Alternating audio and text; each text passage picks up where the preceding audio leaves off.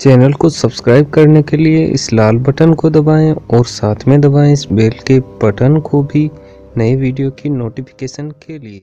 नमस्कार दोस्तों, स्वागत है आप सभी का। मेरा नाम है विक्रम और आप देख रहे हैं वीके मैथ यूट्यूब चैनल। तो आज का जो ये वीडियो है दोस्तों, आज की इस वीडियो से हम एसएससी एमटीएस मैथमेटिक्स की एक सीरीज स्टार्ट करने वाले हैं, जिसमें दोस्तों हमारा पहला टॉपिक है नंबर सिस्टम, जिसका ये पार्ट फर्स्ट है, जहां पर दोस्तों हम इसका बेसिक कॉन्सेप्ट समझने वाले हैं, क्या क्या इसके बेसिक हैं। वैसे तो दोस्तों नंबर सिस्टम संख्या पद्धति के बारे में पहले से वीडियो हमारे चैनल पर अवेलेबल है, लेकिन यहाँ पर एसएससी एमटीएस के लिए यहाँ पर दोस्तों जो भी क्वेश्चन है, जो प्रीवियस एग्जाम में क्वेश्चन पूछे गए हैं, वो सभी क्वेश्चन हम सोल्व करेंगे आगे आने वाले वीडियो में।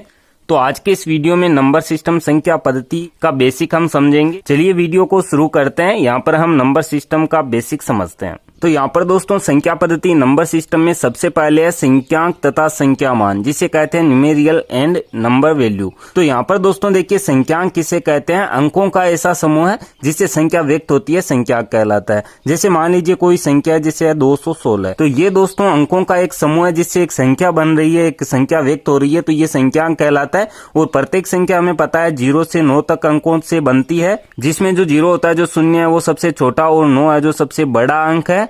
अब यहाँ पर दोस्तों कोई भी संख्या है, उसमें जो अंक होते हैं उनके दो मान होते हैं, जिसे दोस्तों कहते हैं वास्तविक मान और स्थानीय मान। सबसे पहले हम समझते हैं वास्तविक मान को। तो वास्तविक मान दोस्तों क्या होता है? जैसे यहाँ पर देखिए हम संख्या देखते हैं 216, तो 216 जो संख्या है, इसमें दोस्तों 3 अंक है हमें दिए गए हैं। अब यहाँ पर दोस्तों जैसे मान लीजिए हमें पूछा जाता है कि अंक जो 1 हमें दिया गया है, इसका वास्तविक मान क्या है? तो यहाँ पर जब भी कोई संख्या हमें दी जाती है और उसमें किसी अंक का हमें वास्तविक मान पूछा जाता है, तो वही अंक उसका वास्तविक मान होगा। जैसे 1 का वास्तविक मान 1 होगा, 2 का 2 होगा, 6 का 6 होगा। लेकिन जो स्थानीय मान है, यहाँ पर दूसरा जो टाइप है वो है स्थानीय मान। और स्थानीय मान दोस्तों क्या होता है? स्थानीय मान में हमें क्या करना होता है? जैसे कोई संख्या हमें दी गई है 216 हम मान लेते हैं, तो यहाँ पर हमें पूछा जाता है कि ए का स्थानीय मान क्या है। तो यहाँ पर हमें ये देखना होगा कि ए कौन से स्थान पर है, यानी कि इकाई अंक से हम देखेंगे तो इकाई पर 6 है और दाई पर अंक 1 है, ठीक है। तो इसका स्थानीय मान क्या होगा? इकाई के लिए दोस्तों हम 1 से गुणा कराते हैं, दाई के लिए 10 से गुणा कराते हैं, सैकड़ा के लिए 100 से कराते हैं, हजार के लिए 1000 से कराते हैं। तो इस प्रकार से स्थानीय मान चलता है। तो यहाँ पर देखिए 1 के लिए स्थानीय मान देखेंगे तो 1 दाई अंक पर है, तो इसे हम 10 से गुणा करा देंगे, तो 1 और 10 का गुणा 10 होगा, तो इसका स्थानीय मान 10 हो जाएगा। 2 का हम देखें तो देखिए इकाई दाई सैकड़ा पे 2 है, तो इसका गुणा हम 100 से कराएंगे, इसका स्थानीय मान क्या हो जाएगा? 200, ठीक है। तो इस प्रकार से दोस्तों वास्तविक मान और स्थानीय मान हम ज्ञात करते हैं। इसके बाद में आता है दोस्तों संख्याओं के प्रकार। संख्याएं कितने प्रकार की होती है? तो यहाँ पर चलिए हम संख्याओं के बारे में समझ लेते हैं। तो यहाँ पर दोस्तों संख्याओं के प्रकार के बारे में हम बात करें तो संख्याएं कई प्रकार से होती है। कुछ प्रकार यहाँ पर हमने लिखे हैं, आगे भी हम समझेंगे। तो सबसे पहले है प्राकृतिक संख्याएं, जिन्हें कहते हैं नेचुरल नंबर। तो जो गिनती में प्रयोग में लेने वाली जो संख्याएं होती है शून्य को छोड़कर, वो सभी प्राकृतिक संख्याएं कहलाती है, जिसे दोस्तों n से व्यक्त करते हैं। और ये संख्याएं कौन सी हो जाएगी? जैसे यहाँ से हम देखें 1 2 3 4 5, इस प्रकार से ये इन्फिनिटी अनंत तक चलेगी, ठीक है। इन्हें कहते हैं प्राकृतिक संख्याएं, नेचुरल नंबर। इसके बाद आती है दोस्तों पूर्ण संख्याएं। तो पूर्ण संख्याएं क्या होती हैं? जिन्हें कहते हैं वोल नंबर। तो यहाँ पर जो प्राकृतिक संख्याएं हैं उनमें अगर शून्य को शामिल कर लिया जाए तो जो संख्याएं होगी वो क्या होगी? पूर्ण संख्याएं। तो इसे दोस्तों W से व्यक्त करते हैं, जिसे वोल नंबर कहते हैं। और ये दोस्तों कहां से शुरू होगी? शून्य से। शून्य के बाद में 1 2 3 4, इस प्रकार से ये इन्फिनिटी अनंत तक चलेगी, ठीक है। इसके बाद में आती है दोस्तों पूर्णांक संख्याएं, जिन्हें कहते हैं इंटीजर्स नंबर, जिसमें दोस्तों क्या होता है कि जो पूर्ण संख्याएं, जैसे पूर्ण संख्याएं कौन सी थी? 0 1 2 3 4, इस प्रकार से अनंत तक ये चलती है। इन संख्याओं के साथ में दोस्तों अगर माइनस की जो संख्याएं, जो ऋणात्मक संख्याएं हैं, उन्हें भी शामिल कर लिया जाए, जैसे शून्य के इधर की तरफ -1 -2, इस प्रकार से -3, और इधर इन्फिनिटी तक माइनस तक चलेगा, ठीक है। तो ये जो संख्याएं होती हैं इन्हें पूर्णांक संख्याएं, इंटीजर्स नंबर कहते हैं। अब पूर्णांक संख्याओं में भी दोस्तों धन पूर्णांक संख्याएं, जिन्हें कहते हैं पॉजिटिव इंटीजर्स, और ऋण पूर्णांक यानी कि नेगेटिव इंटीजर्स होती है। तो धन पूर्णांक किसे कहते हैं? जिन्हें दोस्तों i+ से हम व्यक्त करते हैं। ये होती है दोस्तों शून्य को छोड़कर जो प्लस की संख्याएं हैं, 1 2 3 4, इस प्रकार से ये चलती है इन्फिनिटी तक, ठीक है। अब यहाँ पर दोस्तों हम बात करें ऋण पूर्णांक की, तो ऋण पूर्णांक क्या होते हैं? नेगेटिव इंटीजर्स जिन्हें कहते हैं। तो जो सभी दोस्तों ऋणात्मक संख्याएं हैं उन्हें ऋण पूर्णांक कहते हैं और इन्हें i- से व्यक्त करते हैं, जो यहाँ पर इस प्रकार से, जैसे -1 -2 -3, इस प्रकार से ये भी इन्फिनिटी तक चलेगी, ठीक है। इसके बाद में आता है दोस्तों परिमेय संख्याएं, जिन्हें कहते हैं रेशनल नंबर्स। तो परिमेय संख्याएं क्या होती है, वे सभी संख्याएं जिन्हें p बटे q के रूप में लिखा जा सके या निरूपित किया जा सके। p बटे q के रूप का अर्थ क्या है दोस्तों, p और जो q है ये दोनों क्या है, पूर्णांक संख्याएं। और यहाँ पर दोस्तों जो q संख्या है, जो बटे की संख्या आएगी वो शून्य के बराबर कभी नहीं होगी, तो ये क्या होगी, पूर्णांक संख्याएं। जैसे एग्जाम्पल के लिए हम देखें, जैसे 3 है, ये क्या है, एक परिमेय संख्या है। यहाँ पर -4 भी एक क्या है, परिमेय संख्या है। या इस प्रकार से भी हम लिख सकते हैं 2/3 है, या 0 जो है ये भी क्या है, एक परिमेय संख्या है।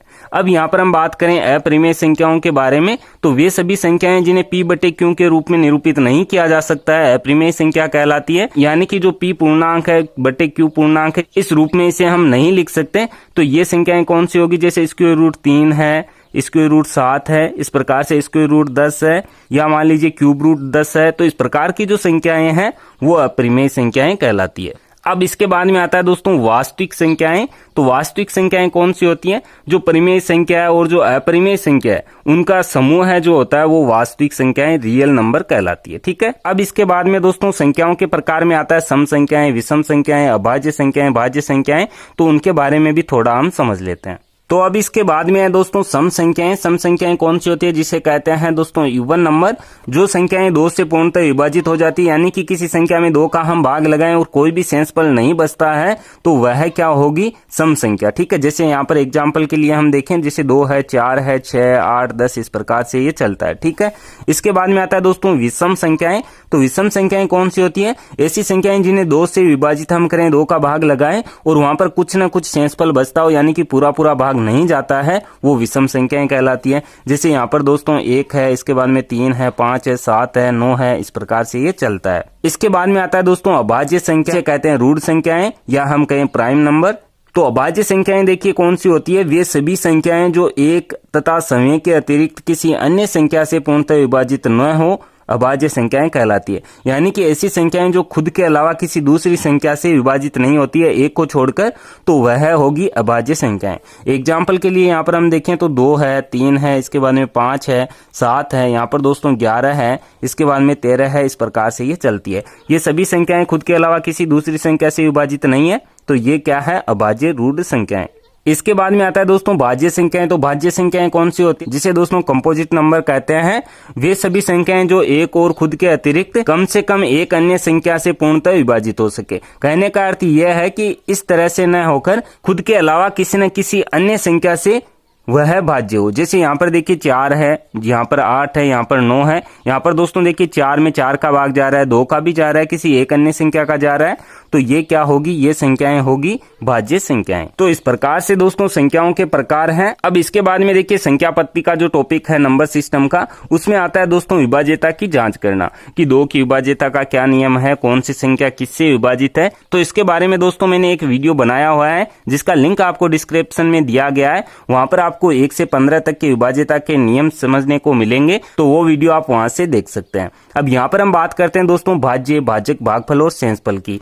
तो जो नंबर सिस्टम का टॉपिक है, इसमें यहाँ पर ये भी काम में आने वाले हैं। भाज्य, भाजक, भागफल और शेषफल, इनमें क्या संबंध होता है, किस प्रकार से क्वेश्चन हमें इसमें दिया जा सकता है और कैसे उसे हमें सोल्व करना है। तो चलिए इसके बारे में भी हम समझ लेते हैं। तो यहाँ पर दोस्तों देखिए भाज्य जो होता है उसे कहते हैं डिविडेंड, भाजक को कहते हैं डिविजर, भागफल को कहते हैं क्विंटेंट और शेषफल को कहते हैं रिमाइंडर।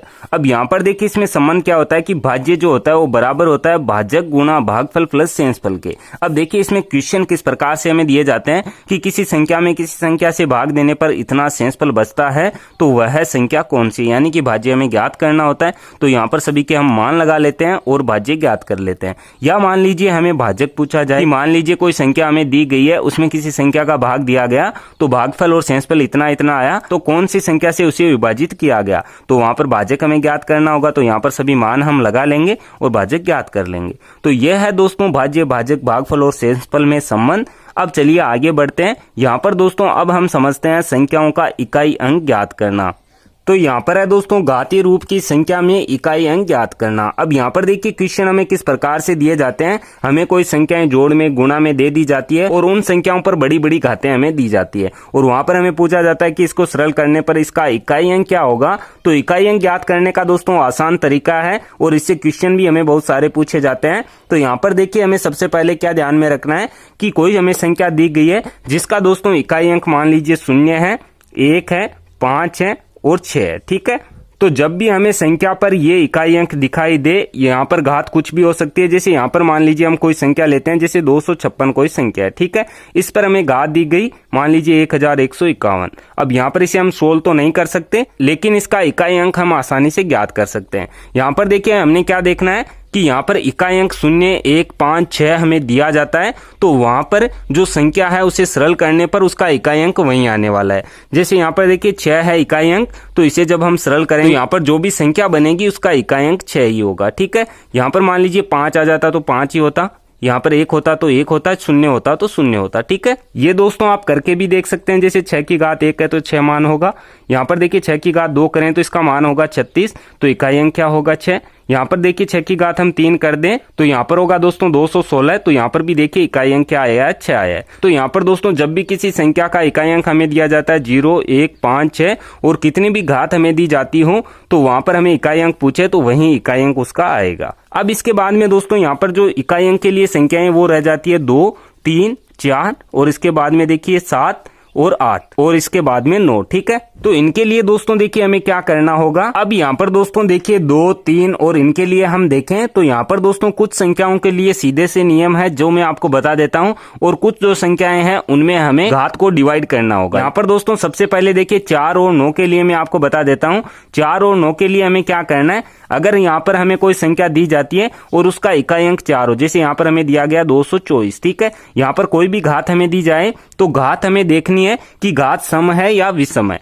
तो जब दोस्तों घात सम होगी 4 के लिए पर दोस्तों इकाई अंक होगा 6, और जब विषम होगी तो वहां पर होगा 4। तो इस प्रकार से दोस्तों हम 4 के लिए इकाई अंक की पहचान कर लेंगे। यहाँ पर एग्जांपल से मैं बता देता हूं, जैसे 4 की घात 2 है तो घात यहाँ पर सम है, तो इसका कितना आंसर आएगा, 4 का स्क्वायर होगा 16, तो सम घात के लिए देखिए क्या आया है 6 इकाई अंक आया है। यहाँ पर कोई भी घात आप लगा के देख सकते हैं, 4, 6, 8, 10। ठीक है, यहाँ पर देखिए इसके बाद में विषम हो, जैसे 4 की घात 3 हो तो 16 को फिर से हमें 4 से गुणा करना पड़ेगा, तो ये कितना आएगा 64। ठीक है, तो यहाँ पर इकाई अंक कितना आ रहा है 4। तो इस प्रकार से कोई भी विषम घात हमें 4 की दी जाएगी तो वहां पर इकाई अंक 4 होगा, सम घात के लिए 6 होगा। इसी प्रकार से दोस्तों 9 के लिए नियम काम करेगा। कोई संख्या हमें दी जाती है और उसका इकाई अंक 9 हो और उसकी घात हमें सम दी जाती है तो उसका इकाई का अंक क्या होगा 9 के लिए 1 होगा। अगर हमें घात विषम दी जाती है तो उस स्थिति में दोस्तों इकाई अंक संख्या का क्या होगा 9 होगा। ठीक है, यहाँ पर ये भी आप करके देख सकते हैं। जैसे 9 का हम स्क्वायर करें तो कितना होगा 81।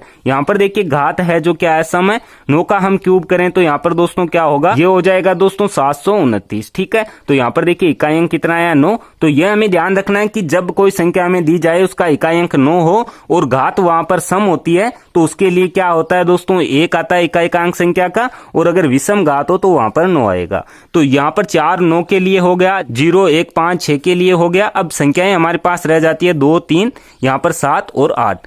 तो यहाँ पर दोस्तों ये जो संख्याएं देखिए 2, 3, 7 और 8, ये जब किसी संख्या में इकाई स्थान पर होंगे और उनकी घात जब बदलती जाएगी तो वहां पर जो संख्याओं का मान आएगा वो भी बदलता जाएगा। जैसे देखिए 2 का हम स्क्वायर करें 4 होता है, क्यूब हम करें यहाँ पर दोस्तों 8 होता है, यहाँ पर दोस्तों घात 4 हम कर दें तो इसका मान 16 आता है, यानी कि इकाई अंक 6 आता है। तो देखिए हर स्थिति में कभी 4, कभी 8, कभी 6 इस प्रकार से आ रहा है।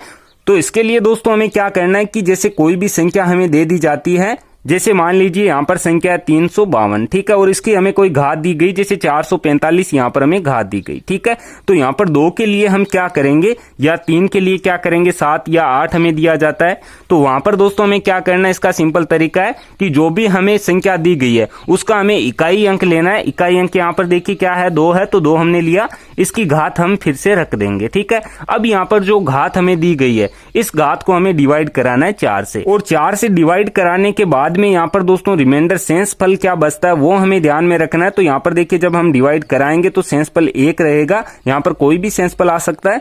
उसी शेषफल के आधार पर दोस्तों हमें क्या करना है कि जो शेषफल बचा है वहीं हमें फिर से जो संख्या थी इसके इकाई वाले अंक पर वो घात हमें लगा देनी है। तो 2 की घात क्या हो जाएगी 1, और यहाँ पर हमारा आंसर क्या होगा 2 इसके लिए, और इकाई अंक क्या रहेगा 2। ठीक है, तो इस प्रकार से इन अंकों के लिए हम इकाई अंक ज्ञात करेंगे। तो ये था दोस्तों घातीय रूप की संख्या में इकाई अंक ज्ञात करना, जो नंबर सिस्टम में हमें इससे क्वेश्चन पूछे जाते हैं।